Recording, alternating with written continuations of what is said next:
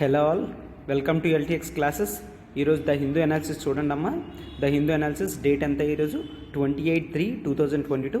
ఈరోజు మనం ద హిందూలో అపియర్ అయిన important articles which are related to prelims and mains అనేది మనం ఈరోజు డిస్కస్ చేస్తామన్నమాట. ఓకేనా? ఆర్టికల్ డీల్ చేస్తుంది దిస్ ఈజ్ శ్రీనివాస్. సో ఇంకెందుకు లేట్, మనం ఇంపార్టెంట్ ఆర్టికల్స్ అన్ని చూద్దాం. ఫస్ట్ యథావిధిగా first articles to be explored చూద్దాం. ఆ తర్వాత ఆర్టికల్స్లోకి 1 by 1 మనం కంటిన్యూ అవుదాం. ఓకేనా? ఆర్టికల్స్ టు బి ఎక్స్ప్లోర్ చూడండి అమ్మా. మనం ఈరోజు తీసుకున్న ఫస్ట్ ఆర్టికల్ ఏంటి? Russian foreign minister to visit Delhi this week. ఈ వీక్లో రష్యన్ ఫారెన్ మినిస్టర్ అనేవాడు ఇండియాకి విజిట్ చేయబోతున్నాడు అనమాట. రష్యా ఇప్పుడు యుద్ధంలో ఉంటే ఇండియా దగ్గరికి వస్తుంది అంటే చాలా స్ట్రాటజిక్ రిలేషన్స్ అని దాంట్లో డిస్కస్ చేయడం జరుగుతుందన్నమాట. ఎందుకు? రష్యా 1 month నుంచి ఉక్రెయిన్తో వార్ అనేది చేస్తుంది. సో ఇటువంటి టైంలో ఇండియాని కలిస్తే వెస్టర్న్ కంట్రీస్ వాళ్ళు చాలా స్ట్రాటజిక్గా చూస్తారనమాట. But still Russia is willing to join India and India is also willing to meet Russia అనమాట. సో అదేంటో మనం ఆర్టికల్లో క్లియర్గా చూద్దాం. ఓకేనా? Next, profit over public health. ఓకేనా? పబ్లిక్ హెల్త్ మనం క్లియర్గా ఫాలో అయితే దాని మీద అడ్వాంటేజెస్ అనేవి మనకు ఉంటాయి అని చెప్పడం జరిగింది. ఆ ఆర్టికల్ అందులో మనం డిస్కస్ చేద్దాం. Next, India's space economy valued at 36,794 crores అనమాట. అంటే చూసారా, ఇండియా స్పేస్ ఎకానమీ అనేది 37,000 crores దగ్గర నియర్గా ఉందన్నమాట. అంటే మనం ఎంత గ్రోత్లో ఉన్నామో చూడండి. Yes, this is a very positive sign అనమాట. ఓకేనా? 37,000 crores అనేది మనం స్పేస్ ఎకానమీ ఇంతవరకు ప్రైవేటైజ్ చేయలేదు ఎక్కువ, బట్ స్టిల్ మన స్పేస్ ఎకానమీ వాల్యూ అనేది అంత ఉందన్నమాట. సో దీన్ని ఇంకా మనం ముందుకు అనేది తీసుకెళ్ళగలిగితే ప్రైవేట్ పీపుల్కి కూడా మనం ఆపర్చునిటీస్ అనేవి ప్రొవైడ్ చేయాలి అనమాట. నెక్స్ట్, 4th ఆర్టికల్ ఏంటి? States can identify minorities. ఓకేనా? స్టేట్స్ మైనారిటీస్ని ఐడెంటిఫై చేయగలవి. ఎవరు చెప్పారు? గవర్నమెంట్ చెప్పింది. సుప్రీంకోర్టులో కేసు ఉంటే సో గవర్నమెంట్ ఏ విధంగా ఆన్సర్ ఇచ్చిందో అన్నది ఆర్టికల్ అనమాట.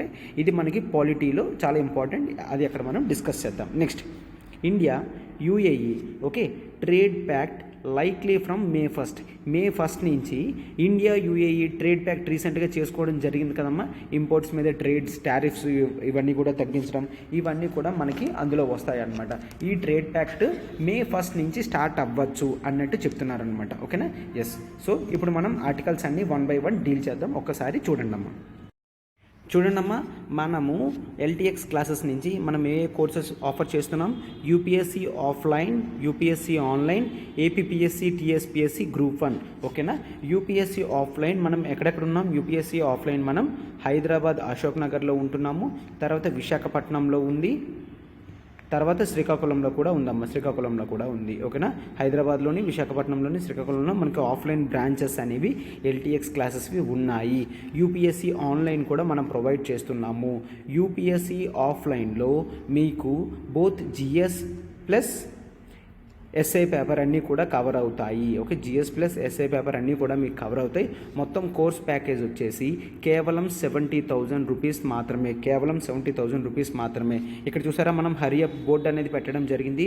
ఎందుకు పెట్టడం జరిగింది అంటే మనకి ఫీజెస్ అనేవి పెరుగుతున్నాయి. 70,000 నుంచి April 1st 80,000కి వెళ్ళబోతుంది. 70,000 నుంచి April 1st 80,000కి వెళ్ళబోతుంది. యూపీఎస్సీ ఆన్లైన్ మనకి 60,000 నుంచి 70,000కి వెళ్ళబోతుంది. అదే గ్రూప్స్ ఏపీపీఎస్సీ, టీఎస్పీఎస్సీ గ్రూప్ 1 అనేది 40,000 నుంచి 50,000కి వెళ్ళబోతుంది. ఓకేనా? అంటే మన ప్రతి కోర్స్ ప్యాకేజ్ మీద కూడా 10,000 అనేది రివైజ్ అవ్వబోతుంది. అందుకే మనం హరియప్ బోర్డ్ అనేది పెట్టడం జరిగింది. ఓకేనా? అన్ని యూపీఎస్సీ అండ్ గ్రూప్ 1 క్లాసెస్ మీద మనకి 10,000 అనేది పెరగబోతుందమ్మా. ఓకేనా? మనకి క్లాసెస్ ఎలా ఉంటాయో మీకు తెలుసు. యూపీఎస్సీ ఆఫ్లైన్ హైదరాబాద్లో నేనే డీల్ చేస్తున్నానమ్మా పాలిటీ. This is Srinivas. ఓకేనా? మనకి అన్లిమిటెడ్ యాక్సెసిబిలిటీ అనేది ఉంటుంది, ప్లస్ లైఫ్ టైం వ్యాలిడిటీ అనేది ఉంటుంది. అంటే క్లాసెస్ అండ్ కోర్స్ ప్యాకేజ్ అనేది మీరు లైఫ్ టైంలో ఎప్పుడైనా కూడా యూస్ చేసుకోవచ్చు. అందుకే మనకి ఇది లైఫ్ టైం వ్యాలిడిటీగా మనం ఉంచడం జరిగింది. మనము యూపీఎస్సీ ఆఫ్లైన్ ప్యాకేజ్ తీసుకుంటే ఆన్లైన్ అనేది మనకి కాంప్లిమెంటరీగా వస్తుంది. మరియు అదే కాకుండా ఏపీపీఎస్సీ, టీఎస్పీఎస్సీ క్లాసెస్ కూడా మనకి కాంప్లిమెంటరీగా యాక్సెసిబిలిటీ అనేవి ఉంటాయి. ఓకేనా? ఏపీపీఎస్సీ అండ్ టీఎస్పీ గ్రూప్ 1 కూడా మనకి కాంప్లిమెంటరీగా యాక్సెసిబిలిటీలో ఉంటాయమ్మా. ఓకేనా? ఎస్. సో మన క్లాసెస్ ఎంత స్లోగా నీట్గా గ్రౌండ్ లెవెల్ నుంచి కవర్ చేస్తారో మీకు తెలుసు. మనకి ఆన్లైన్ క్లాసెస్లో లైవ్ ప్లస్ రికార్డెడ్ అనేది ప్రొవైడ్ చేయడం జరుగుతుంది. యూపీఎస్సీ ఆన్లైన్లో లైవ్ ప్లస్ రికార్డెడ్ జరుగుతుంది. మనకి ఫీజెస్ అన్నీ కూడా ఈ మార్చ్ 31 వరకేనమ్మా. ఏప్రిల్ 1 నుంచి 10,000 అనేది పెరగబోతుంది. ఇప్పుడున్న 70,000, 60,000, 40,000 కూడా మార్చ్ 31 వరకు. ఏప్రిల్ 1 నుంచి ప్రతి ప్యాకేజ్ మీద 10,000 రూపీస్ అనేది పెరగబోతుంది. ఓకేనా? మనం ఇన్ డీటెయిల్గా ప్రతి క్లాస్ కూడా కవర్ చేయడం జరుగుతుంది. సో ఒకవేళ క్లాస్ చూడాలి అనుకుంటే హైదరాబాద్ అశోక్ నగర్లో మీరు రావచ్చు, అటెండ్ అవ్వచ్చమ్మ. క్లాస్కి ఫ్రీ 3 days డెమో సెషన్స్కి అనేది మీరు ఖచ్చితంగా అటెండ్ అవ్వచ్చమ్మ. మీకు ఏ డౌట్స్ ఉన్నా కూడా ఇక్కడ ఈ నెంబర్ చూడండి, ఈ నెంబర్ ప్రత్యూష మేడంది. మేడంకి కాల్ చేస్తే మేడం మీకు గైడ్ చేస్తారు. ఏ డౌట్స్ ఉన్నా మేడం గైడ్ చేస్తారు. తర్వాత మీరు సబ్స్క్రిప్షన్ చేయాలన్నా కూడా మేడంకి కాల్ చేసి సబ్స్క్రైబ్ అనేది చేసుకోవచ్చు అనమాట. ఓకేనా? ఎస్. చూడండి, మనకి యూపీఎస్సీ ఇన్ఫినిటీ అనేది మనం ఇప్పుడు హైదరాబాద్ అశోక్ నగర్లో ఉన్నామమ్మా. ఎస్. చూడండి, మనకి ఫ్రీ డెమోస్ అనేవి 3 days అటెండ్ అవ్వచ్చు. ఫ్రీ డెమోస్ 3 days మీరు ఖచ్చితంగా అటెండ్ అవ్వచ్చమ్మా. ఇక్కడ హైదరాబాద్లో అశోక్ నగర్. మీకు ఏ డౌట్ ఉన్నా కూడా ఈ నెంబర్ ప్రత్యూష మేడంది. మేడంకి కాల్ చేస్తే మీకు మేడం గైడ్ చేస్తారు. అడ్రస్ కానీ ఇంకేదానికైనా మేడంకి కాల్ చేయొచ్చు. తర్వాత సబ్స్క్రిప్షన్ చేసుకున్నప్పుడు కూడా మేడంకి కాల్ చేస్తే మీకు మేడం సబ్స్క్రిప్షన్ అనేది చేయడం జరుగుతుందన్నమాట. మన క్లాసెస్ అయితే ఒక్కసారి మీరు వచ్చి ఎక్స్పీరియన్స్ చేయండి అమ్మా. ఓకేనా? క్లాసెస్ అయితే ఒకసారి వచ్చి ఎక్స్పీరియన్స్ చేయండి. సో ఒకసారి మన క్లాసెస్ చూస్తే ఖచ్చితంగా మీరే జాయిన్ అవుతారమ్మా. ఓకేనా? సో చూడండి, ఈఎంఐ అనేది మనం హ్యాపీగా 5,000 per month కడుతూ క్లియర్ చేయొచ్చు. మనకున్న ప్రతి ప్యాకేజ్ కూడా అన్లిమిటెడ్ యాక్సెసిబిలిటీ ఉంటుంది. లైఫ్ టైం వ్యాలిడిటీ అనేది ఉంటుంది. అన్లిమిటెడ్ యాక్సెసిబిలిటీ అంటే మీరు వీడియోని ఎన్నిసార్లు అయినా కూడా చూడొచ్చమ్మా. లైఫ్ టైం వ్యాలిడిటీ అంటే 1 year, 2 years, 3 years అని ఉండదు. లైఫ్ టైం వ్యాలిడిటీ అనేది ఉంటుంది. ఓకేనా? మన కోర్స్ ప్యాక్ వచ్చేసి మొత్తం కూడా కేవలం 5,000 per month ఈఎంఐ కడుతూ క్లియర్ చేయొచ్చు. 5,000 per month ఈఎంఐ కడుతూ క్లియర్ చేయొచ్చమ్మా. ఓకేనా? సో చూడండి, ఇప్పుడు మన ఆర్టికల్లోకి మనం వెళ్దాం. ఇప్పుడు డిస్కస్ చేద్దాం. అది చూడండి అమ్మా, ఆర్టికల్ ఏంటి? రష్యన్ ఫారెన్ మినిస్టర్ అనేవాడు ఢిల్లీకి వచ్చి ఇండియాతో మీటింగ్ అనేది పెడతాడు. ఓకేనా? రష్యన్ ఫారెన్ మినిస్టర్ అనేది ఢిల్లీకి వస్తాడు, ఇండియన్ అఫీషియల్స్తో మాట్లాడతాడు అనమాట. ఓకేనా? రష్యన్ ఫారెన్ మినిస్టర్ ఏమైంది, ఎందుకు వస్తున్నారు, నేను ఆల్రెడీ ఫస్ట్లోనే చెప్పాను. రష్యా వాళ్ళు ఉక్రెయిన్తో వార్ స్టార్ట్ చేసి 1 month అనేది జరిగింది. అవునా కదా? ఉక్రెయిన్తో వార్ స్టార్ట్ చేసి 1 month అయ్యింది. వార్ స్టార్ట్ చేసిన వెంటనే కూడా Russia has to face western sanctions. Okay? Western countries యొక్క శాంక్షన్స్ అనేది రష్యా ఫేస్ చేస్తుందన్నమాట. అంటే ఏంటి? వాళ్ళ ట్రాన్సాక్షన్స్ ఆపేయడం, వాళ్ళకి స్విఫ్ట్ పేమెంట్ని క్యాన్సిల్ చేయడం. ఓకే? స్విఫ్ట్ పేమెంట్ అంటే ఇంటర్నేషనల్ ట్రాన్సాక్షన్స్ అనమాట. స్విఫ్ట్ పేమెంట్ క్యాన్సిల్ చేయడం కానీ, రష్యన్ ఆయిల్ కొనడం కానీ, వాళ్ళ పేమెంట్ మెకానిజమ్స్ కానీ, రష్యన్ బ్యాంక్స్ని కానీ, వీటన్నిటిని కూడా వెస్టర్న్ కంట్రీస్ వాళ్ళు క్లోజ్ చేయడం అనేది జరిగిందనమాట. సో ఇటువంటి టైంలో ఏంటి, రష్యా ఏ కంట్రీస్ అయితే రష్యాకి సపోర్ట్ చేస్తాయో ఆ కంట్రీస్ దగ్గరికి వెళ్ళి తన రిమైనింగ్ ఆయిల్ని సప్లై చేయడం కానీ, ఇదంతా కూడా ఆలోచన అనేది చేస్తుందన్నమాట. ఈ విధంగా చైనాకి ఆయిల్ ఇస్తానన్నది. మనం చూస్తే రీసెంట్గా రష్యాకి ఎగనెస్ట్గా యునైటెడ్ నేషన్స్లో బిల్ అనేది పెడితే మన వాళ్ళు దాన్ని అబ్స్టైన్ చేశారు. అబ్స్టైన్ అంటే ఆపోజిట్ వేయడం కాదమ్మా, ఓటింగ్ ప్రాసెస్ నుంచి బయటకు వచ్చేసారనమాట. అంటే ఓట్లు వేస్తున్నప్పుడు బయటకు రావడం అనేది జరిగింది. సో దీనివల్ల ఏంటి, మనం ఇండైరెక్ట్లీ వీఆర్ సపోర్టింగ్ రష్యా. అంటే డైరెక్ట్గా రష్యాకి సపోర్ట్ చేయకపోయినప్పటికీ ఇండైరెక్ట్గా సపోర్ట్ చేస్తున్నాం అన్న మీనింగ్ అనేది బయటకు వెళ్తుందన్నమాట. And that is true. ఎందుకంటే మన ఆల్ వెదర్ ఫ్రెండ్ అయిన రష్యాతో మనం ఎప్పుడు బ్యాడ్ రిలేషన్స్ అనేవి పెట్టుకోమమ్మా. ఓకేనా? ఆల్ వెదర్ ఫ్రెండ్ అయిన రష్యాతో మనం ఎప్పుడు బ్యాడ్ రిలేషన్స్ అనేవి పెట్టుకోం. సో ఇటువంటి టైంలో రష్యా మన దగ్గరికి వచ్చి ఏం చెప్తుంది, తన దగ్గర ఆయిల్ ఉంది కదా, సో ఆయిల్ని డిస్కౌంటెడ్ రేట్లో ఇస్తాని అన్నది. ఓకేనా? దిస్ డిస్కౌంటెడ్ రేట్స్, ఆయిల్ అనేది డిస్కౌంటెడ్ రేట్స్లో ఇస్తాను అని అన్నది. ఓకేనా? ఆయిల్ అనేది డిస్కౌంటెడ్ రేట్స్లో ఇస్తానన్నది. తర్వాత శాంక్షన్స్ అనేవి స్విఫ్ట్ పేమెంట్ మీద పెట్టారు కాబట్టి, సో ఇంకేదైనా అదర్ మెకానిజం, పేమెంట్స్కి అదర్ మెకానిజం. ఓకే? ఏమవుతుందమ్మా, స్విఫ్ట్ పేమెంట్స్లో ఎప్పుడూ కూడా మనకి డాలర్స్ అనేవి ఇంక్లూడ్ అయి ఉంటుంది. స్విఫ్ట్ పేమెంట్లో ఎప్పుడు కూడా డాలర్స్ అనేవి ఇంక్లూడ్ ఉంది. అలా కాకుండా రష్యాలో ఉన్న కరెన్సీ రూబెల్, ఓకే, రష్యాలో ఉన్న కరెన్సీ, ఇండియాలో ఉన్న currency Indian rupee. Okay, Indian rupee. So జనరల్గా ఏం జరుగుతుంది, ఈ రూబెల్ వెళ్ళి డాలర్స్ కింద మారుతుంది, ఈ డాలర్స్ వెళ్ళి ఇండియన్ రూపీగా మారి మళ్ళీ ఇండియన్ రూపీస్ డాలర్స్గా మారి ఈ డాలర్స్ అనేవి రష్యన్ రూబెల్గా మారుతుంది అనమాట. ఇలా జరిగేది. సో ఇప్పుడు అలా కాకుండా రష్యాకి ఏం చేశారు, అసలు డాలర్స్ యూజ్ చేసే కెపాసిటీ అనేది తీసేయడం వల్ల ఇప్పుడు రష్యా వాళ్ళు ఏమనుకుంటున్నారు, మధ్యలో డాలర్స్ ఎందుకు, మీరు డైరెక్ట్గా రూపీస్ మాకు ఇవ్వండి, మేము డైరెక్ట్గా రూబెల్ మీకు ఇస్తాము, మీ ఎక్స్పోర్ట్స్ మా ఇంపోర్ట్స్ అనేవి సరిపోతాయి. సో అప్పుడు బెనిఫిట్ అనేది ఇద్దరికీ ఉంటుంది. మనకి థర్డ్ పార్టీ కరెన్సీ అనేది అవసరం లేదు. ఏం అవసరం లేదు, ఈ డాలర్ అనేది అప్పుడు థర్డ్ పార్టీ కరెన్సీ కింద. సో థర్డ్ పార్టీ కరెన్సీ అనేది మనకు అవసరం లేదు.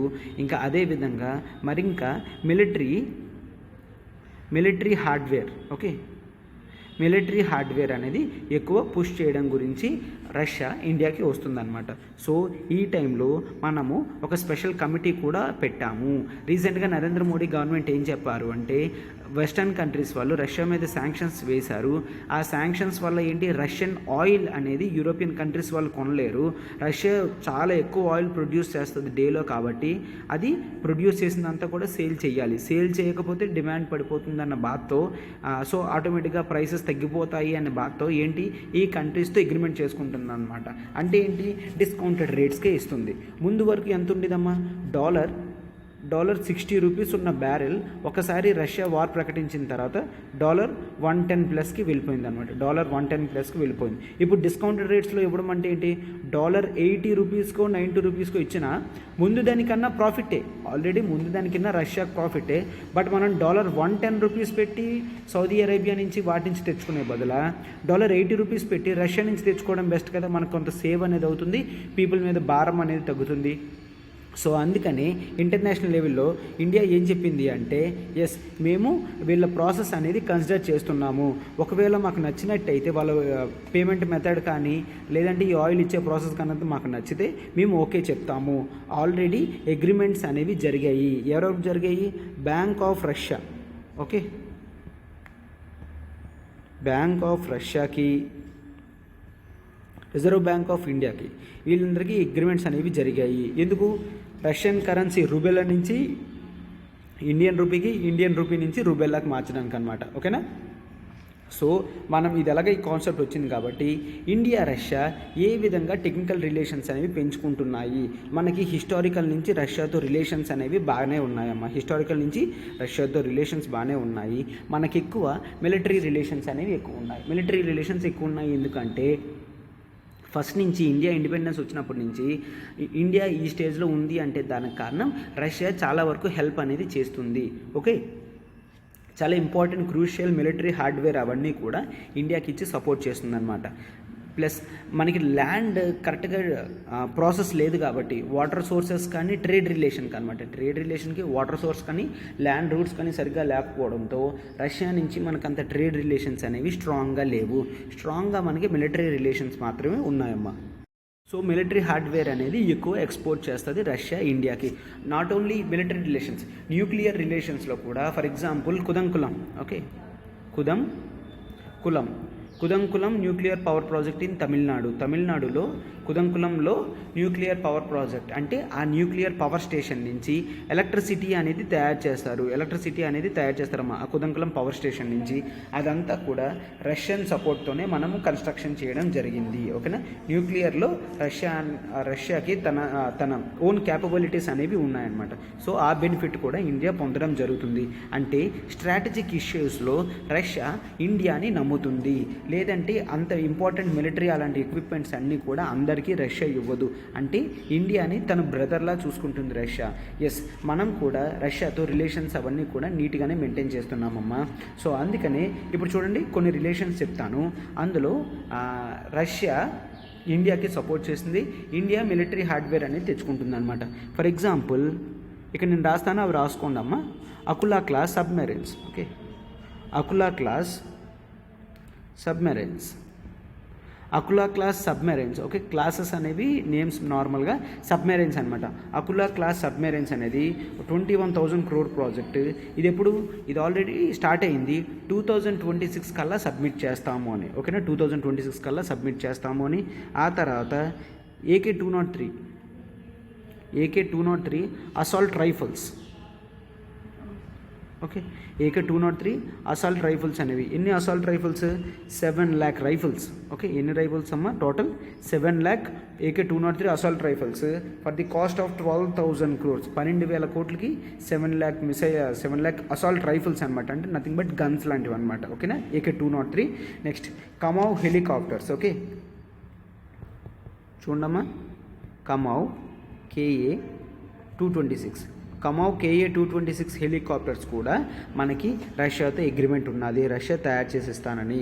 తర్వాత మరొకటి ఫ్రిగేట్స్ అని ఉంటాయమ్మా. ఓకే, ఫ్రిగేట్స్ ఇది నేవీకి సంబంధించింది. ఒక కిర్వా క్లాస్ ఫ్రిగేట్స్ అనేవి ఇవ్వడం జరుగుతుంది. ఓకే, కిర్వా క్లాస్ ఫ్రిగేట్స్ అనేవి ఇవ్వడం జరుగుతుందన్నమాట ఇండియాకి. సో చూసారా, ఇంపార్టెంట్ వన్నీ మనం చూస్తే బ్రహ్మోస్ క్రూయిజ్ మిసైల్స్లో కూడా ఈ రష్యా చాలా వరకు ఇండియాకి హెల్ప్ చేసింది. ఓకే, రష్యా ఇండియాకి చాలా వరకు హెల్ప్ చేసింది. ఇటువంటి స్ట్రాటజిక్ మిలిటరీ వెపన్స్ అనేవి అన్ని కంట్రీస్కి ఇవ్వడం జరగదు. సో ఇండియా మీద ఉన్న నమ్మకంతో రష్యా అనేది ఇవ్వడం జరుగుతుంది. బట్ స్టిల్ మనకేమైంది, ఎప్పుడైతే యుఎస్తో రిలేషన్స్ అనేవి పెంచుకోవడం జరిగిందో మనము రష్యాతో అంత గుడ్ రిలేషన్స్ అనేవి మెయింటైన్ చేయలేకపోతున్నాము. మనము రష్యాతో అంత గుడ్ రిలేషన్స్ అనేవి మిలిటరీ పరంగా కొద్దిగా తగ్గించి వెస్టర్న్ కంట్రీస్ లైక్ ఇజ్రాయెల్ నుంచి కానీ, ఫ్రాన్స్ నుంచి కానీ, యుఎస్ఏ నుంచి కానీ, యూకే నుంచి కానీ మిలిటరీ ఎక్విప్మెంట్స్ అన్నీ కూడా తెచ్చుకుంటున్నాం. But still more than 70% of our imports related to defence అనమాట. డిఫెన్స్లో 70% రిలేటెడ్ ఇంపోర్ట్స్ అన్నీ కూడా స్టిల్ ఇప్పటికీ రష్యా నుంచి తెచ్చుకుంటున్నాం అనమాట. బట్ ఈ నెంబర్ అనేది ముందు ఇంకా ఎక్కువ ఉండేది. ఇప్పుడు ఈ యుఎస్ఏ నుంచి, ఫ్రాన్స్ నుంచి, యూకే నుంచి తెచ్చుకోవడంతో ఆ పర్సంటేజ్ అలా తక్కువకు వచ్చేసి 70% అనేది పడింది అనమాట. బట్ స్టిల్ ఇప్పటికీ కూడా రష్యాతోనే మనకి గుడ్ రిలేషన్స్ అనేవి మెయింటైన్ చేయడం అనేది కూడా జరుగుతుందన్నమాట. సో ఆర్టికల్ అర్థమైంది కదమ్మా. ఇటువంటి ఆర్టికల్స్ అనేవి మనకి మెయిన్స్లో చాలా ఇంపార్టెంట్ అనమాట. ఇండియా రష్యాలో ఎటువంటి మిలిటరీ రిలేషన్స్ ఉన్నాయి, నెక్స్ట్ ఏ రిలేషన్స్ ఉన్నాయి, ఎటువంటి చేసుకుంటే టెక్నాలజికల్ డెవలప్మెంట్ ఉంటుంది అనేది మనకి క్లియర్గా అర్థమవుతుంది కదమ్మా. ఎస్, ఇప్పుడు చూడండి మన నెక్స్ట్ ఆర్టికల్ మనం డిస్కస్ చేద్దాం. చూడమ్మా, మన next article profit over public health అనమాట. Okay, profit over public health. మనకి కరోనా వచ్చిన తర్వాత వ్యాక్సిన్స్ అనేవి ప్రొడక్షన్ జరిగింది. ఓకేనా, వ్యాక్సిన్స్ అనేవి ప్రొడక్షన్ జరిగింది. వ్యాక్సిన్స్ అంటే ఏంటి? వ్యాక్సిన్స్ మన బాడీలో యాంటీబాడీస్ని ప్రొడ్యూస్ చేస్తాయి. యాంటీబాడీస్ అంటే ఏంటి? నిన్న మనం ద హిందూ అనాలిసిస్లో చెప్పడం జరిగింది కదమ్మా, టీ సెల్స్ ఇమ్యూనిటీ పవర్ అనేది. దాంట్లో క్లియర్గా డిస్కస్ చేయడం జరిగింది. ఒక్కసారి క్లాస్ అనేది చూడండి అమ్మా. ఓకేనా, వ్యాక్సిన్స్ వల్ల యాంటీబాడీస్ ప్రొడ్యూస్ అవుతాయి. యాంటీబాడీస్ ఏం చేస్తాయి? యాంటీజెన్స్తో ఫైట్ చేస్తాయి. యాంటీబాడీస్ యాంటీజెన్స్తో ఫైట్ చేస్తాయి అన్నమాట. సో ఇటువంటి ఫైటింగ్ చేసే మెకానిజం వ్యాక్సిన్స్ కాబట్టి వ్యాక్సిన్స్ని కనుక్కుంటారు. Okay, what they'll invent. Okay, they'll invent the వ్యాక్సిన్స్ని ఇన్వెంట్ చేస్తారు. ఏదైనా ప్రొడక్ట్ అనేది ఇన్వెంట్ చేస్తే అది మనము దానికి పేటెంట్స్ అనేది ఇస్తాము. ఓకే, పేటెంటింగ్ రైట్స్ అంటే ఎవడైతే ఇన్వెంటరో వాడు తప్ప ఇంకెవరూ కూడా దాన్ని ప్రొడ్యూస్ చేయకూడదు. ఒకవేళ ప్రొడ్యూస్ చేయాలి అంటే ఏం చేయాలి? ప్రొడ్యూస్ చేయాలి అంటే కంపల్సరీ లైసెన్స్ అనేది గవర్నమెంట్ ఇవ్వాలి. ఏం చేయాలి? కంపల్సరీ లైసెన్స్ ఏంటో మనం అంతా కూడా ఒక్కసారి చూద్దామమ్మా. ఫస్ట్ ఇక్కడ చూడండి, ఇది compulsory licence. Okay, compulsory licence. Okay, compulsory లైసెన్స్కి వద్దాం, ఒక్కసారి చూడండి. సో పేటెంట్స్ అనేది ఇష్యూ చేస్తారు. పేటెంట్ అంటే ఏంటి? ఎస్, ఈ ఇన్వెన్షన్కి నువ్వే అర్హుడివి అని చెప్తే దాన్ని పేటెంట్షిప్ ఇవ్వడం అని అంటారనమాట. అంటే ఇప్పుడు ఏకి ఒక వ్యాక్సిన్ అనేది తయారు చేయడం జరిగింది. సో ఏ అనేవాడు పేటెంట్ ఫైల్ చేసుకుంటాడు. కొంత అమౌంట్ పెట్టేసి పేటెంట్ ఫైల్ చేసుకుంటాడు. అంటే అతను కనిపెట్టిన మెడిసిన్ని ఇంకెవరు కూడా కాపీ చేయకూడదు. అలా కాపీ చేస్తే ఏ అనేవాడు కేసు వేయచ్చు అనమాట. సో దానికి తగ్గట్టుగా అమౌంట్ అనేది ఇవ్వచ్చు. బట్ ఇప్పుడు వరల్డ్ లెవెల్లో దీన్ని ఎవరు చూస్తారు? వరల్డ్ లెవెల్లో మనకి WTO ట్రిప్స్ అగ్రిమెంట్ చూస్తుంది. ఓకే, ట్రిప్స్ అగ్రిమెంట్ చూస్తుంది. ట్రిప్స్ అంటే ఏంటి? Trade related aspects of intellectual property rights. Okay, intellectual property rights. Okay, trade related intellectual property rights. Trips agreement అనేది మనకి క్లియర్గా చూసుకుంటుంది వరల్డ్ లెవెల్లో. అంటే ఇప్పుడు రీసెంట్గా WTO మీటింగ్ అనేది జరగబోతుంది. సో ఏం చేయాలి, ఇండియా ఫస్ట్ నుంచే ఏం చేస్తుందమ్మా, వ్యాక్సిన్స్ ఏవైతే పేటెంట్ చేస్తున్నాయో అవి పేటెంట్ చెయ్యనివ్వకండి. పేటెంట్ చేస్తే ఖర్చు అనేది పెరుగుతుంది, పేటెంట్కి కొంత అమౌంట్ కట్టాలి. జనరల్గా ప్రైవేట్ పీపుల్ ఎందుకు పేటెంట్ చేస్తారమో ఒక్కసారి చూడండి, నేను ఇక్కడ క్లియర్గా ఎక్స్ప్లెయిన్ చేస్తాను. ప్రైవేట్ పీపుల్ ఒకవేళ ఏంటి ఒక 1000 రూపీస్ ఖర్చు పెట్టి ఒక వ్యాక్సిన్ అనేది తయారు చేయడం జరిగింది. ఓకేనా, అంటే వ్యాక్సిన్కి 1000 రూపీస్ అవ్వలేదు. ఈ వ్యాక్సిన్ ప్రొడ్యూస్ చేసినప్పుడు 10th టైమో 50th టైమో 100th టైమో 1000 సారి ఎప్పుడో ఒకసారి క్లిక్ అవుతుంది. అంటే అంతవరకు కూడా అతను అమౌంట్ ప్రొడ్యూస్ చేయాలి అనమాట. ఇప్పుడు యాక్చువల్లీ వ్యాక్సిన్ తయారు చేయడానికి 10 రూపీసే అవ్వచ్చు, వ్యాక్సిన్ తయారు చేయడానికి 10 రూపీస్ అవ్వచ్చు, ట్రాన్స్పోర్టేషన్కి 2 రూపీస్ అవ్వచ్చు. బట్ వాడు ఇన్వెన్షన్ చేశాడు కదా, దానికి ఈ ఎక్స్ట్రా కాస్ట్ మార్జిన్ ప్రాఫిట్ అనేది చాలా ఎక్కువ వేసుకుంటాడు అనమాట. లిటరలీ 20 రూపీస్ 30 రూపీస్ దాకా వేసుకుంటాడు. పేటెంట్ కాస్ట్ ఎక్కువ తీసుకుంటాడు అనమాట ప్రాఫిట్స్. తర్వాత పేటెంటింగ్ చేయడానికి సమ్ 5 రూపీస్ ఎంత ఖర్చు అవుతుంది అనమాట. అంటే అతను తప్ప ఇంకెవరు ప్రొడ్యూస్ చేయకుండా ఉండడానికి. యాక్చువల్లీ వాల్యూ ఎంత 10 రూపీసే, బట్ ఎంతకు వచ్చింది ఇది 37 రూపీస్. సో ప్రైవేట్ పీపుల్ కూడా ప్రాఫిట్ వేసుకొని అది మార్కెట్లో 40 రూపీస్కి వస్తుంది అనమాట. అంటే ప్రతి మెడిసిన్ మీద కూడా ఈ మాత్రం డిఫరెన్సెస్ అనేవి ఉంటాయి. సో ఈ ప్రాఫిట్ ఏదైతే ఉందో అది చాలా హ్యూజ్గా ఉంటుందమ్మా, అది చాలా హ్యూజ్గా ఉంటుంది. బట్ ఇది ఓకే, ఎట్ వాట్ కాస్ట్, ఈ ప్రాఫిట్స్ అనేవి ఎట్ వాట్ కాస్ట్ అనేవి. అందుకని ఇక్కడ profit over public health, public health కన్నా మనకి పీపుల్కి ప్రాఫిట్సే ఎక్కువ ఇంపార్టెన్స్ అయిపోయాయి అని చెప్తున్నాను అనమాట. ఒకవేళ ఒక్కసారి ఆలోచించండి అమ్మ, ఈ ప్రాఫిట్ కాస్ట్ అనేది 20 రూపీస్ లేదు అనుకోండి, అప్పుడు ఎంత ఉంటుంది వాల్యూ? ఒకసారి మిగిలిన చూడండి 17 రూపీస్. అంటే 20 రూపీస్కి మనకు ప్రోడక్ట్ అనేది వచ్చేస్తుంది. Half of the amount of the product value of the cost ఒకవేళ పడింది అంటే మనకి చాలా బెనిఫిట్లో మన పీపుల్ ఉన్నట్టే. ఎవరైతే డిసీజెస్లో ఉన్నారో వాళ్ళందరికీ చాలా బెనిఫిట్ అయినట్టన్నమ్మా ఈ మెడిసిన్స్ వాల్యూ అనేది పడితే.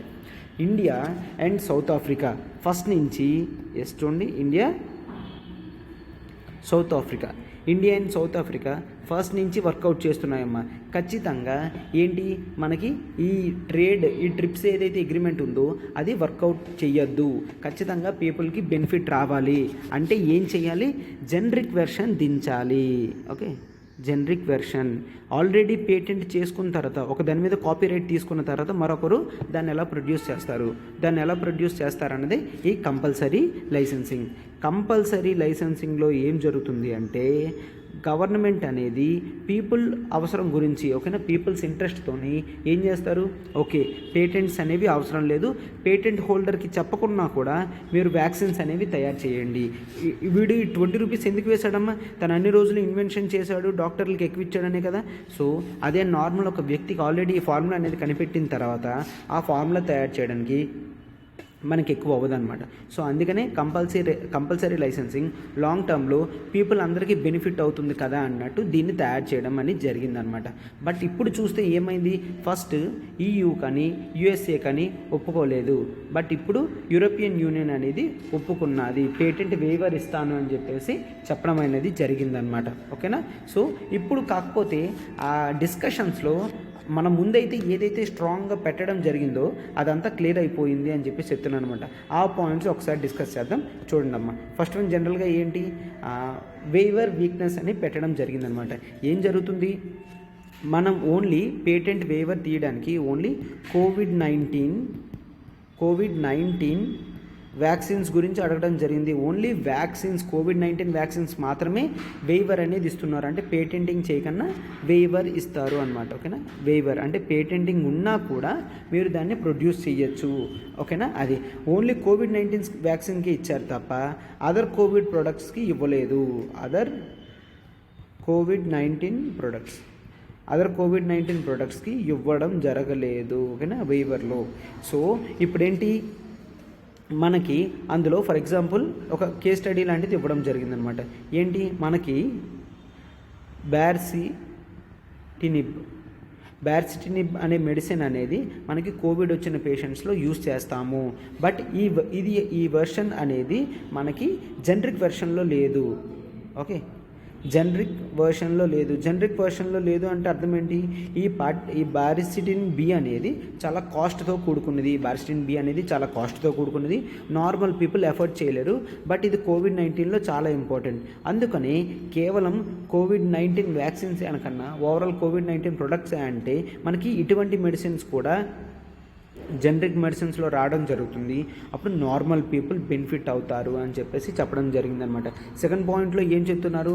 మనము పేటెంట్స్ మాత్రమే కాదు, ఓకే, పేటెంట్స్ మాత్రమే కాదు, all IP rights, okay, intellectual property రైట్స్తో కూడా మనము వాటిని క్యాన్సిల్ చేసి పర్మిషన్ ఇవ్వాలి నార్మల్ పీపుల్కి. సార్ పేటెంట్కి, ఐపీ రైట్కి, ఇంటెలెక్చువల్ ప్రాపర్టీకి డిఫరెన్స్ ఏంటి?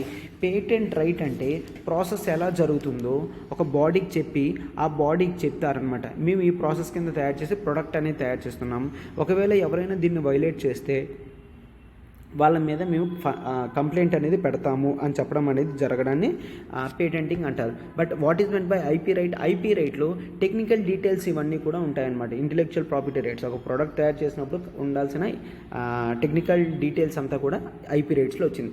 అది పేటెంట్స్కి ఐపీ రైట్స్కి డిఫరెన్స్ అనమాట. మనం ఓన్లీ పేటెంట్స్ గురించి అడుగుతున్నాం తప్ప IP rights, intellectual property rights గురించి మనం అడగడం లేదు, ఓకేనా? పేటెంట్స్ అనేవి వేవ్ చేయండి, సో మేము మెడిసిన్స్ అనేవి తెచ్చుకోగలం, మా మెడిసిన్స్ కూడా పీపుల్కి ఇవ్వగలం అని చెప్పేసి చెప్తుంది అనమాట, ఓకేనా?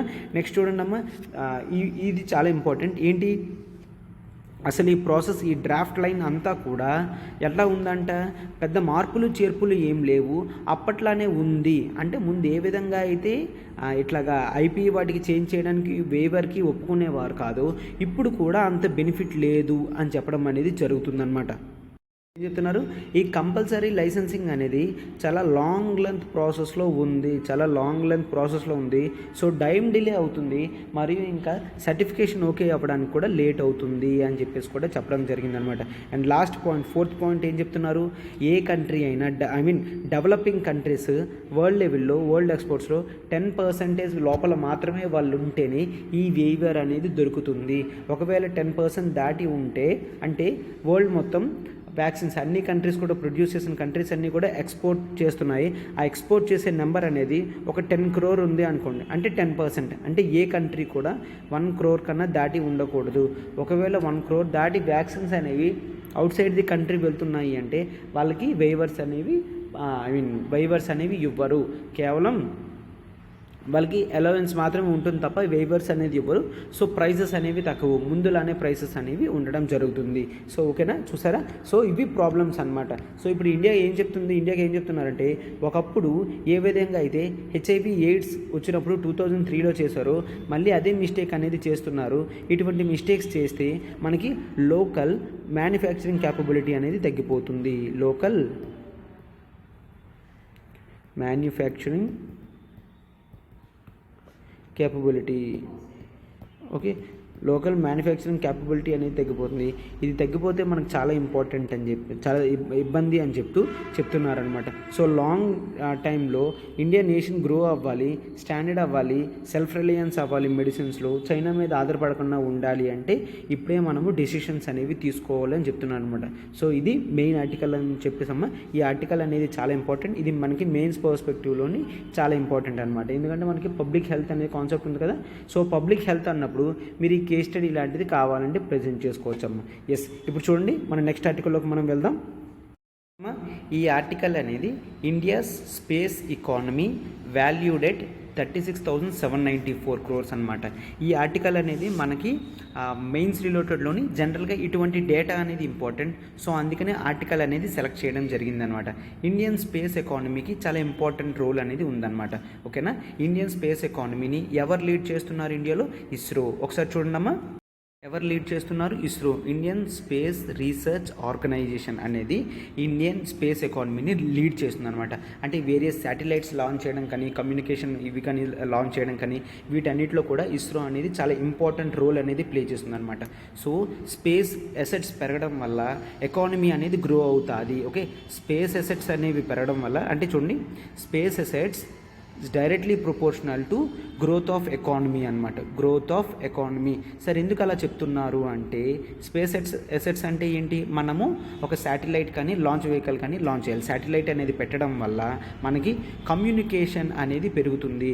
కమ్యూనికేషన్ అనేది ఒక ఇన్ఫ్రాస్ట్రక్చర్ కాబట్టి ఎప్పుడైతే ఇన్ఫ్రాస్ట్రక్చర్ గ్రో అవుతుందో ఎకానమీ కూడా ఆటోమేటిక్గా గ్రో అవుతుంది. ఇన్ఫ్రాస్ట్రక్చర్కి ఎకానమీకి లింక్ ఉంటుంది కదమ్మా. సో కమ్యూనికేషన్స్ పెరగడం వల్ల ఎకానమీ అనేది గ్రో అవుతుందన్నమాట. మనం 3G నుంచి 4G వెళ్ళిన వెంటనే కూడా ఎకానమీ అనేది చాలా లీప్స్లో ఇంక్రీజ్ అవ్వడం జరిగింది. చాలా ఫాస్ట్గా జీడిపి అనేది గ్రోత్ అవ్వడం అనేది జరిగింది అనమాట. రీసెంట్గా two institutes, CDS, centre for developmental studies, centre for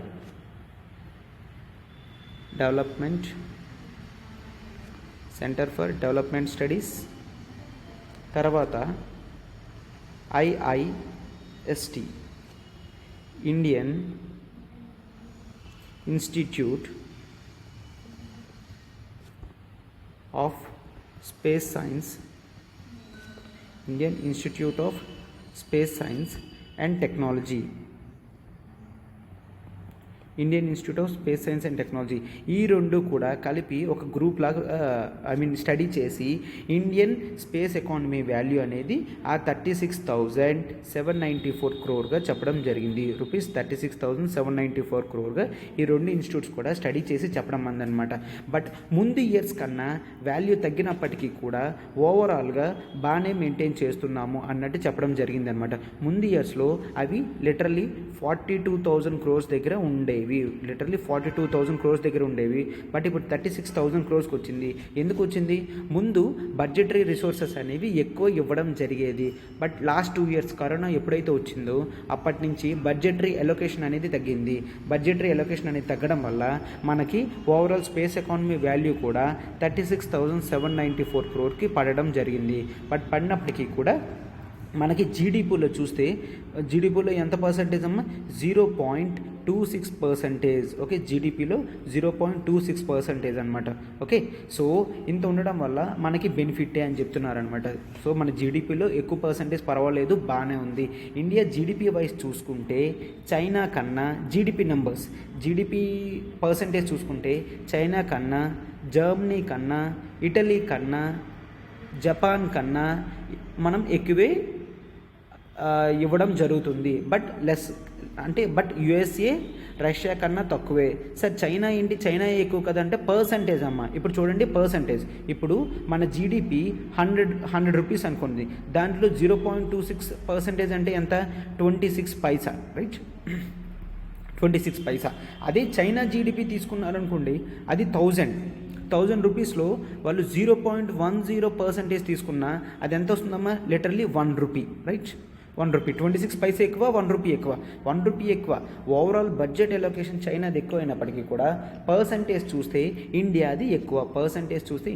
ఎందుకు? ఇండియా 0.26%, చైనాది 0.10 అని తీసుకుంటున్నాం కాబట్టి ఇది మనకి పర్సంటేజ్ ప్రకారం ఇండియా చైనా కన్నా ఎక్కువే ఓవరాల్ జీడిపిలో స్పేస్ ఎకానమీ మీద స్పెండ్ చేస్తుంది.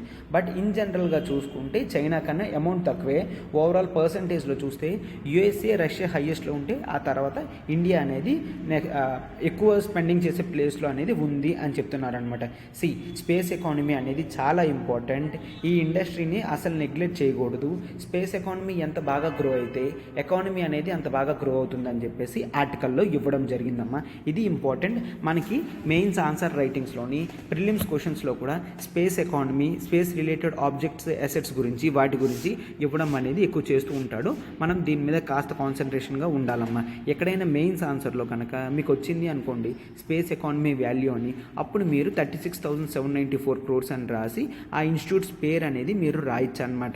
ఓకేనా? ఇన్స్టిట్యూట్స్ పేరేంటి? CDS, combined centre for developmental studies, Indian institute of space science and technology అనేది పెట్టి మీరు రెఫరెన్స్ పాయింట్ కింద యాడ్ చేయొచ్చమ్మా. ఓకేనా? సో ఇప్పుడు అదే ఆర్టికల్. ఇప్పుడు మన నెక్స్ట్ ఆర్టికల్కి వెళ్దాం. ఒక్కసారి చూడండి అమ్మా. మన నెక్స్ట్ ఆర్టికల్ చూడండి. States can identify minorities. Government చెప్పిందనమాట, స్టేట్స్ అనేవి మైనారిటీస్ని ఎస్టాబ్లిష్ చేయగలవని. ఒక్కసారి మనం బ్యాక్గ్రౌండ్తో డిస్కస్ చేద్దాం. ఒక్కసారి చూడండి. మనకి కాన్స్టిట్యూషన్లో what is meant by minority అనేది డిస్కషన్ అనేది చేయలేదు. ద వర్డ్ మైనారిటీ కూడా యూజ్ చేయలేదు. సార్ మరి ఆర్టికల్ 29 ఆర్టికల్ 30లో ఉన్నది ఏంటి అంటే, ఆర్టికల్ 29 ఆర్టికల్ 30లో constitution section of the people అని యూజ్ చేయడం మాత్రమే జరిగింది. Section of the people, section of people అంటే వాళ్ళు మైనారిటీ కింద అని అర్థం అనమాట. ఆర్టికల్ 29 ప్రకారం ఏంటి, వాళ్ళు వాళ్ళ కల్చరల్ బిహేవియర్స్ కానీ వాళ్ళ యాక్టివిటీస్ని కానీ వాళ్ళు మెయింటైన్ చేయొచ్చు. They can preserve their cultural operations అని. ఆర్టికల్ 30 ప్రకారం ఏంటి, they can maintain their educational institutions, అంటే ఇండైరెక్ట్గా మైనారిటీస్కి ఇచ్చినట్టే, బట్ ఆ వర్డ్ అనేది మనం సెక్షన్ ఆఫ్ ది పీపుల్ కింద యూజ్ చేయడం జరిగింది అనమాట. అంటే మైనారిటీస్ ఎవరైతే ఉన్నారో వాళ్ళు వాళ్ళ కమ్యూనిటీని ప్రిజర్వ్ చేసుకోవచ్చు, వాళ్ళ కల్చరల్ హ్యాబిట్స్ అనేవి ప్రిజర్వ్ చేసుకోవచ్చు. వాటితో పాటు ఎడ్యుకేషనల్ రైట్స్ కూడా వాళ్ళకి ఉంటాయి. వాళ్ళంతటా వాళ్ళు ఎడ్యుకేషనల్ ఇన్స్టిట్యూషన్స్ కూడా స్టార్ట్ చేయొచ్చు. ఎవరమ్మా, మైనారిటీ కమ్యూనిటీస్.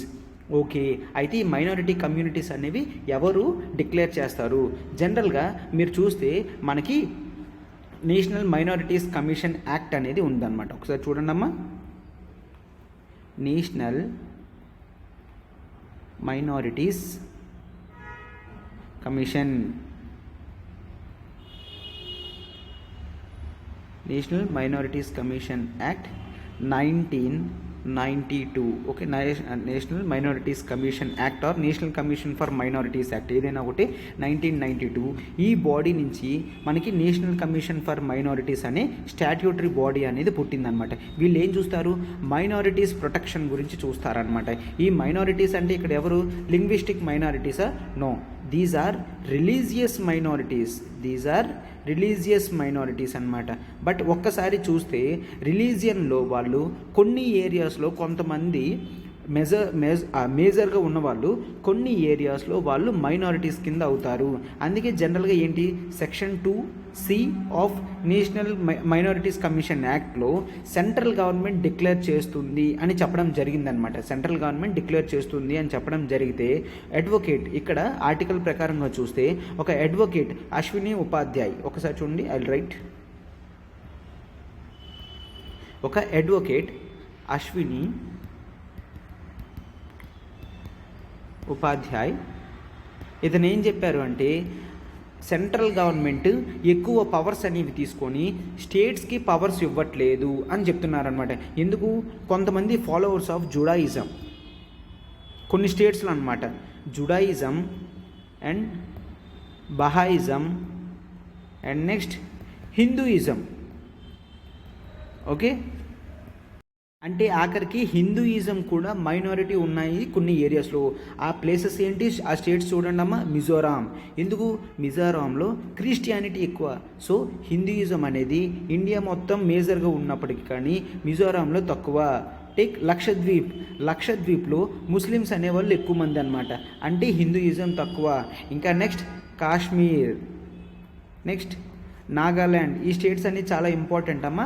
ఆ స్టేట్స్లో హిందూయిజం కూడా తక్కువగా ఉంది. నాగాల్యాండ్, మేఘాలయ, తర్వాత అరుణాచల్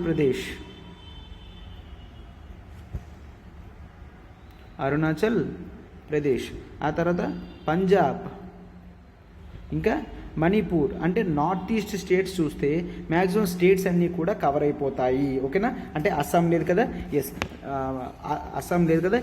సో నార్త్ ఈస్ట్లో ఉన్న మ్యాక్సిమం స్టేట్స్ అన్నీ కవర్ అయిపోయి ఇంకా పంజాబ్, కాశ్మీర్, లక్షద్వీప్ కూడా యాడ్ అవుతున్నాయి అన్నమాట. సో ఈ ఏరియాస్లో జుడాయిజం, బహాయిజం, ఈవెన్ హిందూయిజం కూడా మైనర్ ప్లేసెస్లో ఉన్నది, అంటే మైనారిటీ స్టేటస్ కింద ఉంది.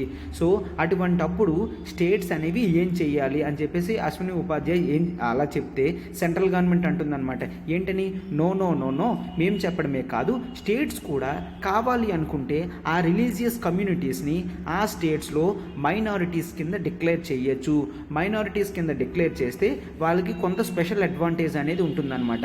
అంటే వాళ్ళ కల్చర్ని ప్రొటెక్షన్ చేసుకుంటున్నప్పుడు స్టేట్ ఏ విధంగా కూడా వాళ్ళని అడ్డు పెట్టలేదు అని చెప్పేసి చెప్పడం జరుగుతుందన్నమాట. సెంటర్ ఏం చెప్తుంది, ఈ ఎలిగేషన్ ఏదైతే అశ్విని ఉపాధ్యాయ గారు చేశారో అది తప్పు, మేము మాత్రమే కాదు స్టేట్స్ కూడా పెడుతున్నారు అని చెప్పేసి కొంత ఎగ్జాంపుల్ కూడా ఇవ్వడం జరుగుతుందన్నమాట. ఏంటని, ఒకవేళ మీరు మహారాష్ట్ర తీసుకున్నారు అంటే లెట్స్ సీ,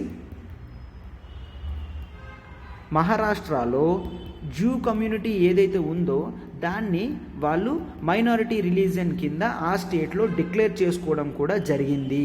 అదే చూస్తే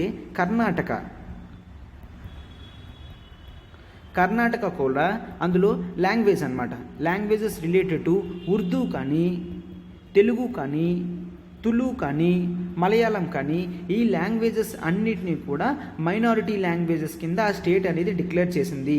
అంటే national commission for minorities education act section 2F and national commission for minorities act 2C ఇందాక చూసాం కదా, ఈ యాక్ట్స్ అనేవి కరెక్ట్ అంటే మేము మాత్రమే కాదు స్టేట్స్ కూడా చెయ్యొచ్చు అనేవి ఇవి ఎంకరేజ్ చేస్తుంది అని చెప్పడం జరిగిందనమాట. సో ఇట్లా చేస్తేనే మంచిది కదా అని కూడా అంటున్నాయి ఇవి. ఇంకా సెంట్రల్ గవర్నమెంట్ ఏం చెప్తుంది అంటే ఆర్టికల్ 246 ప్రకారం ఏంటి, ఎంట్రీ 20, ఓకే, ఆర్టికల్ 246 ఎంట్రీ 20 ప్రకారం economic and social planning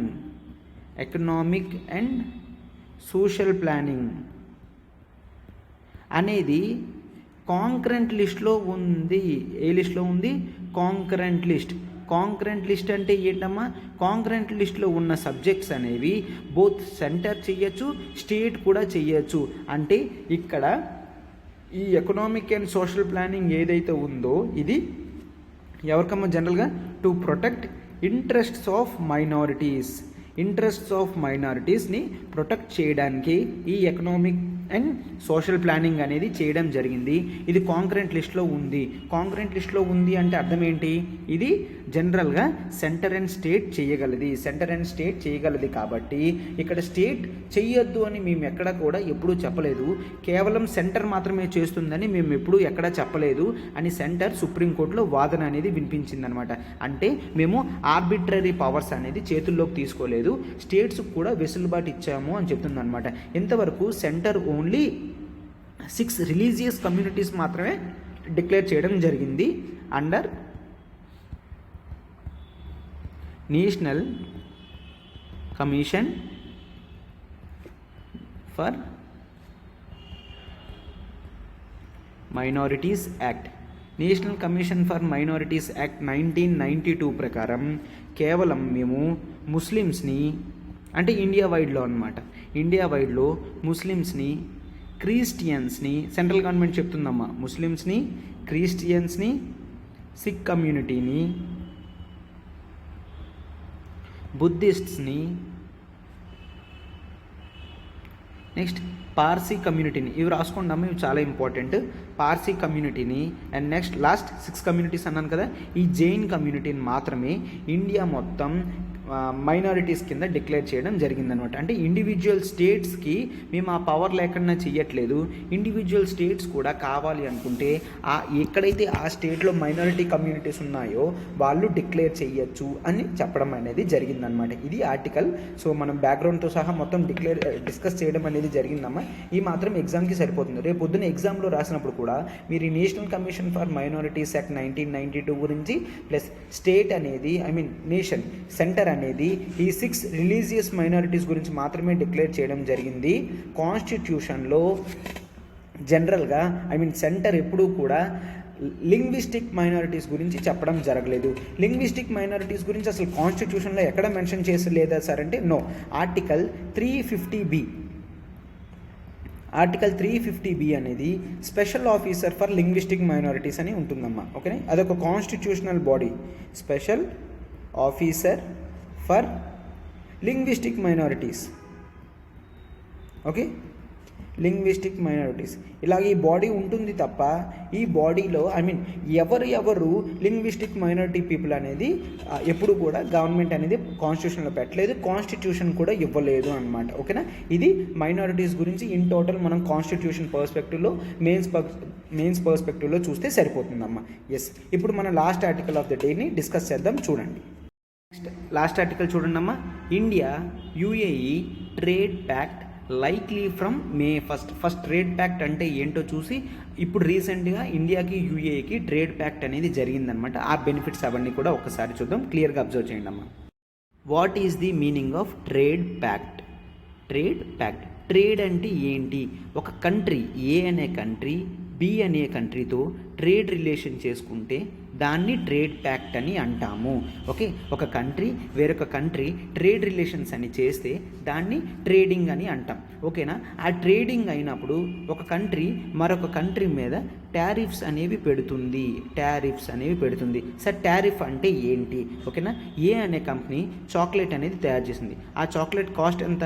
10 rupees. ఆ చాక్లెట్ బి కంట్రీకి పంపించినప్పుడు బి ఏం చేస్తుంది? 2 రూపీస్ అనేది టారిఫ్ అనేది పెడుతుందన్నమాట. సో చాక్లెట్ కాస్ట్ ఎంత అవుతుంది? ఇక్కడ 12 రూపీస్ అవుతుంది. ఆ 2 రూపీస్ పెరిగేది టారిఫ్ అనమాట. ఎందుకు పెడతాయి టారిఫ్స్ అంటే, జనరల్గా లోకల్ లెవెల్లో కూడా డొమెస్టిక్ ఇండస్ట్రీస్ ఉంటాయి కదమ్మా లోకల్ లెవెల్లో.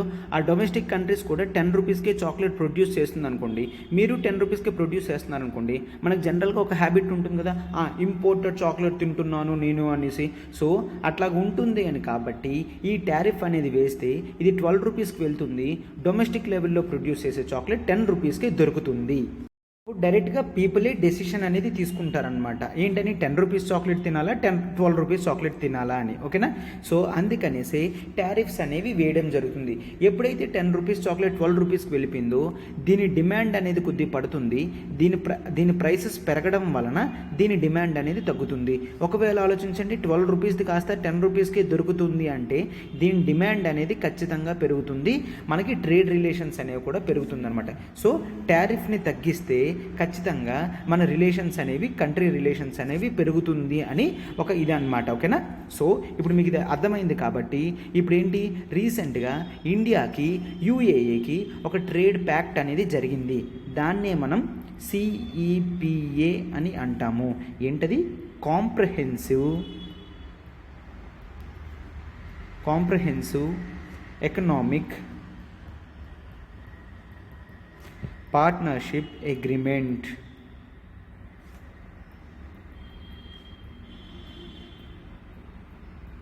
Okay, comprehensive economic partnership agreement అనమాట. ఇదొక ట్రేడ్ ప్యాక్ట్ అనమాట.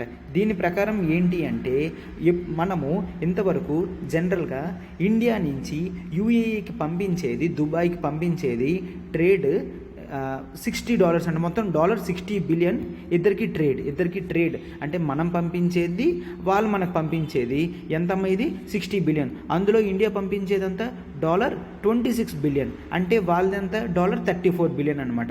ఇప్పుడు ఈ రెండు కంట్రీస్ ఏమనుకుంటున్నాయి, ఈ $60 బిలియన్ ట్రేడ్ రిలేషన్ కాస్త $100 బిలియన్కి చేరాలి. $60 బిలియన్ కాస్త $100 బిలియన్కి చేరితే రిలేషన్స్ అనేవి మరింత స్ట్రాంగ్ అవుతాయి. ఈ $60 నుంచి $1 బిలియన్ ఎప్పటికల్లా వెళ్ళాలమ్మా? నెక్స్ట్ 5 ఇయర్స్ కల్లా కూడా మనం 40 బిలియన్ వరకు ట్రేడ్ పెంచుకోవాలి అని ఈ CEPA comprehensive economic partnership agreement అనేది చేసుకోవడం జరిగింది అనమాట. రిలేషన్స్ అన్నీ బాగా ఉన్నాయి. నియర్లీ 6,090 గూడ్స్ వరకు మనము ఏం చేస్తున్నాము, వాటి మీద టారిఫ్స్ అనేవి తగ్గిస్తున్నాము. ఇండియా నుంచి 6,090 గూడ్స్ వెళ్ళే గూడ్స్లో మనము టారిఫ్స్ అనేవి తగ్గిస్తుంటే టారిఫ్స్ అనేవి ఎంతవరకు తగ్గిస్తారంట, టోటల్గా 99% ఆఫ్ గూడ్స్ మీద తగ్గిపోతుంది అనమాట. టోటల్ 99% ఆఫ్ గూడ్స్ మీద టారిఫ్స్ అనేవి తగ్గిపోతాయి. టారిఫ్స్ అనేవి తగ్గిపోవడం వల్ల రిలేషన్స్ అనేవి చాలా బాగా పెరగడం అనేది జరుగుతుంది అనమాట. ఒక్కసారి చూడండి, ఇక్కడ వాళ్ళు ఏం చెప్తున్నారంటే పేపర్ వర్క్ కూడా చాలా స్పీడ్గా అవుతుంది. సో ఖచ్చితంగా May 1st నుంచి ఇద్దరి ట్రేడ్ రిలేషన్స్ అనేవి ఖచ్చితంగా ఇంప్రూవ్ అవుతాయి. ఈ ట్రేడ్ ప్యాక్ట్ అనేది అమల్లోకి వస్తుంది. ఎవరైతే టారిఫ్స్ అనేవి వేస్తున్నారో అవన్నీ కూడా తగ్గిపోతాయి. సో ఇది వీటినే మనం ఫ్రీ ట్రేడ్ అగ్రిమెంట్ అని అంటాము. ఇప్పుడు ట్రేడ్ చూసారా, టారిఫ్స్ లేకుండా జరుగుతుంది కదా, దాన్నే ఫ్రీ ట్రేడ్ అగ్రిమెంట్ అని మనము అంటాము. ఓకేనా, ఫ్రీ ట్రేడ్ అగ్రిమెంట్ అని అంటాము. ఓకేనా, దాంట్లో ఇండియా నుంచి మెయిన్ వెళ్ళేవి టెక్స్టైల్స్, ఈ ఇన్ఫర్మేషన్ కొద్దిగా ఇంపార్టెంట్ అమ్మా. ఇండియా నుంచి యూఏకి వెళ్ళేవి textiles, agriculture, dry fruits, okay, and gems and jewelleries. Okay, ఇవి ఎక్కువ వెళ్తాయి. వీటన్నిటికీ మనం డ్యూటీ ఫ్రీ యాక్సెస్ అనేది ఇవ్వడం జరిగింది. వీటన్నిటికీ డ్యూటీ ఫ్రీ యాక్సెస్ అంటే ఏదైతే సుంకం వాళ్ళు వేస్తున్నారో, టారిఫ్స్ అనేవి వేస్తున్నారో, ఇప్పుడు అది జీరో అయిపోతుంది. సో జీరో అయిపోయినప్పుడు డిమాండ్ అనేది పెరుగుతుంది. డిమాండ్ అనేది పెరుగుతున్నప్పుడు వాళ్ళు మనకి పెట్టే ఆర్డర్స్ కూడా పెరుగుతాయి. వాళ్ళు మనకి పెట్టే ఆర్డర్స్ పెరుగుతున్నాయంటే మనకి లోకల్ లెవెల్లో కూడా ప్రొడక్షన్ అనేది ఎక్కువ చేసి ఎక్కువ ఎక్స్పోర్ట్ అనేది చేస్తే ఎక్కువ ఇన్కమ్ అనేది వస్తుంది. ఓకేనా, ఎక్కువ ఇన్కమ్ అనేది వస్తుంది. ఇనీషియల్గా మనకి 90% ఆఫ్ గూడ్స్ మీద టారిఫ్స్ అనేవి తగ్గిపోతుంది. అలాగే వెళ్తున్న కొద్దీ మరొక 9.5% వాల్యూ అనేది తగ్గిపోతుంది అనమాట. అంటే ఒకసారి చూడండి, ఒక 100 రూపీస్ డ్యూటీ వేశారు అనుకోండి, ఎంత ప్రోడక్ట్ మీద, ఒక 10,000 రూపీస్ ప్రోడక్ట్ మీద 100 రూపీస్ డ్యూటీ వేస్తే ఇనీషియల్గా ఈ మే 1 నుంచే అంటే ఇప్పుడు జనరల్గా ప్రొడక్ట్ వాల్యూ ఎంత అవ్వాలి, 10,100 రూపీస్ అవ్వాలి కదా, బట్ 90% తగ్గించేస్తారు. అంటే ఇది 10 రూపీస్కి వచ్చేస్తుంది అనమాట. అంటే 10,000 + 10 టోటల్ వాల్యూ 10,010 రూపీస్ అవుతుంది అనమాట. అంటే 90 రూపీస్ దగ్గర డిఫరెన్స్ వస్తుంది కదా. అంటే అదే చెప్తున్నారు అనమాట, 90% of the value of tariff అనేది తగ్గించేస్తారు. 90% ఆఫ్ వాల్యూ ఆఫ్ టారిఫ్ అనేది తగ్గించేస్తారు. అలాగ మరొక 9.5% తగ్గించేస్తే కొన్ని రోజులకి 10,000 రూపీస్ + 1 అంటే 10,001 రూపీకే ప్రొడక్ట్ అనేది అక్కడ వచ్చేస్తుంది అనమాట. సో ఈ విధంగా వాల్యూ అనేది తగ్గితే ఖచ్చితంగా డిమాండ్ అనేది పెరుగుతుంది. మనము మరింక అగ్రిమెంట్ అనేది, ఆ అగ్రిమెంట్లో ఓన్లీ ట్రేడ్కి దీనికి మాత్రమే కాదు, మరింక రిలేషన్స్ అనేవి పెంచుకోవడానికి మనం ఏం చేస్తున్నాం, ఇండియా ఇంట్రెస్ట్ చూపిస్తుంది అనమాట. ఏంటది, కంప్యూటర్ రిలేటెడ్ సర్వీస్లోని, ఎందుకంటే ఇండియా ఐటీ సెక్టర్లో చాలా డామినెంట్ కదమ్మా. సో ఇటువంటి కంప్యూటర్ రిలేటెడ్ సర్వీసెస్లో మనము టారిఫ్స్ అనేవి తీసేయగలిగితే ఇండియన్ ఐటీ ఇండస్ట్రీ అనేది స్ట్రాంగ్గా గ్రో అవుతుందని. ఓకేనా, computer related services, audio visual services, education services, ఇవన్నీ రాసుకోండి అమ్మా, ఇవంతా చాలా important. Okay, education services, health related services, tourism related services, travel related services, మళ్ళీ ఇంకా professional services like nursing. Okay, professional services like nursing, engineering and accountancy. అంటే ఏంటి అంటే, ఒకవేళ అక్కడ ఎవరైనా అకౌంటెన్సీ వర్క్స్ చేస్తే ఎక్కువ ఛార్జ్ చేస్తున్నారంటే ఇండియా వాళ్ళు ఆన్లైన్లో వాళ్ళకి నచ్చినట్టు అకౌంటెన్సీ సర్వీస్ చేసి ఫ్రీగా చాలా తక్కువకే చేస్తారు. అక్కడ ఒక అకౌంటెన్సీ చూడడానికి 1 lakh తీసుకుంటే మన వాళ్ళు 20,000కి 30,000కి చేస్తారు. సో ఈ విధంగా యాక్సెసిబిలిటీ అనేది మనం పెంచుకోగలిగితే మనకి చాలా అడ్వాంటేజ్ అవుతుంది అని చెప్పేసి చెప్పడం జరుగుతుందన్నమాట. అంటే ఎప్పుడైనా అంతే కదమ్మా, ప్రైసెస్ అనేవి తగ్గుతున్నప్పుడు మనము ఖచ్చితంగా ఏం చేస్తాము, ప్రొడక్ట్ని ఎక్కువ తీసుకుంటాం. ప్రొడక్ట్ని ఎప్పుడైతే ఎక్కువ తీసుకుంటున్నామో మనం ఎక్కువ పర్చేజ్ అనేది చేస్తున్నాం. మనం ఎప్పుడైతే ఎక్కువ పర్చేజ్ అనేది చేస్తున్నామో కంట్రీకి రిలేషన్ కూడా అదే విధంగా పెరుగుతుంది అని చెప్పడం జరిగిందనమాట. ఎస్, ఈరోజు చాలా ఇంపార్టెంట్ ఆర్టికల్స్ అన్నీ మనం క్లియర్గా నీట్గా డిస్కస్ చేయడం జరిగిందమ్మా. ఎగ్జామ్కి ఎంతవరకు అవసరమో అంతవరకు నేను మొత్తం క్లియర్గా చెప్పడం అనేది జరిగింది. ఎస్, ఇంత క్లాస్ చేయడానికి మా ఎఫర్ట్స్ అనేవి చాలా ఎక్కువ ఉంటాయమ్మా. So I think you should like this and you may like this. Like బటన్ని హిట్ చేయండి. కామెంట్ బాక్సెస్లో కూడా క్లాసెస్ ఎట్లా ఉన్నాయో చెప్తే మాకు చాలా రిజర్వేషన్ అనిపిస్తుంది. మేము కొత్త వీడియోస్ అనేవి కూడా మీ గురించి ప్రొవైడ్ చేయడం జరుగుతుందన్నమాట. ఓకేనా? Yes, thank you.